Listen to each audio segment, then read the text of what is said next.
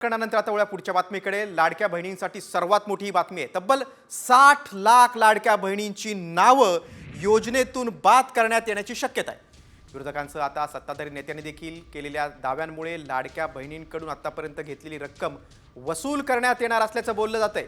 नेमका कोणत्या लाडक्या बहिणींवर संक्रांत येणार आहे, पाहूया या संदर्भातला विशेष रिपोर्ट। 60 लाख लाडक्या बहिणी बाद होणार। नियम मोडणाऱ्या लाडकींकडून वसुली करणार।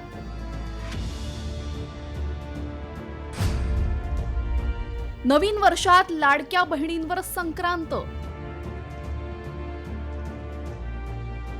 आता स्क्रुटिनी झाल्यानंतर पहिल्या टप्प्यामध्ये जवळजवळ 60 लाख भगिनी त्या लाडक्या बहिणीपासून वंचित होणार आहेत, फायद्यापासून वंचित होणार आहेत आणि त्यांना दिलेले पैसे परत घेतले जाणार आहेत।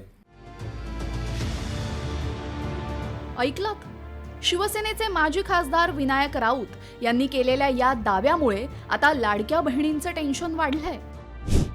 कारण आता लाडकी बहीण योजनेच्या निकषांची काटेकोरपणे चौकशी करण्यात येणार आहे। या चौकशीमध्ये ज्या लाडक्या बहिणींनी नियमांना बगल देऊन पैसे लाटलेत त्यांच्याकडनं आत्तापर्यंत देण्यात आलेल्या सर्व हप्त्यांची वसुलीही करण्यात येणार असल्याची चर्चा रंगू लागली आहे। कारण माजी मंत्री छगन भुजबळांसारख्या ज्येष्ठ नेत्यांनीही चुकीच्या पद्धतीनं लाभ घेणाऱ्या लाडक्या बहिणींवर कारवाई करण्याची मागणी केलेली आहे।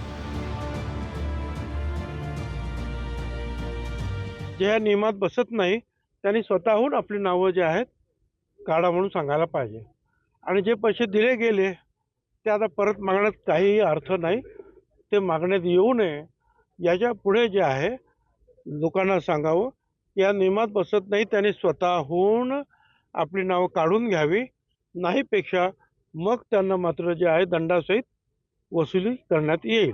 मागचं जे झालं ते आपण आपल्या लाडक्या बहिणींना अर्पण करून टाकलं पाहिजे। भुजबळांच्या या विधानामुळे महायुती सरकारमध्ये खळबळ माजली आहे। कारण लाडकी बहीण योजना बंद होणार की काय याची भीती लाडक्या बहिणींना वाटू लागली आहे। ही योजना बंद होणार नसली तरीही नियमबाह्य लाभ घेणाऱ्यांना योजनेतून वगळलं जाणार असल्याचं बावनकुळेंनी सुद्धा नमूद केलंय। सक्षम महिला जर लाडकी बहीण योजनेचा लाभ घेत असेल तर त्यांच्यावर येणाऱ्या काळात कारवाई केली जाईल असं काल छगन भुजबळ बोलले। नाही, मला माहित नाही छगन भुजबळ काय बोलले, पण लाडक्या बहिणीची योजना आमचं सरकार पूर्ण सुरू ठेवणार आहे। कोणावरही फार कारवाई होणार नाही। नियमाच्या बाहेर कोणी घेतलं असेल तर त्यांचं ते बंद होऊ शकते।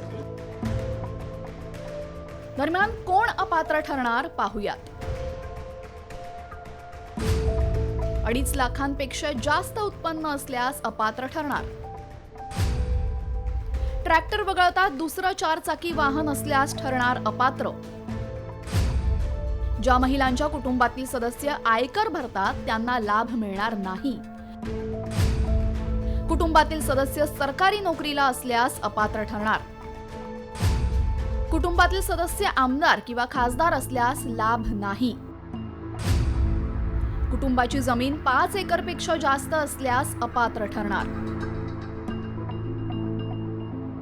राज्यभरातून 2,63,00,000 लाडक्या बहिणींनी अर्ज दाखल केले होते।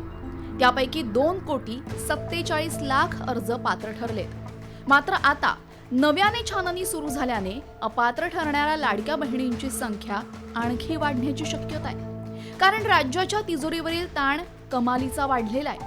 निवडणुकीपूर्वी सर्रास अर्ज स्वीकारण्याचा जो धडाका लावला होता त्याच्यावर आता निकषांची कात्री लावण्यात येणार आहे।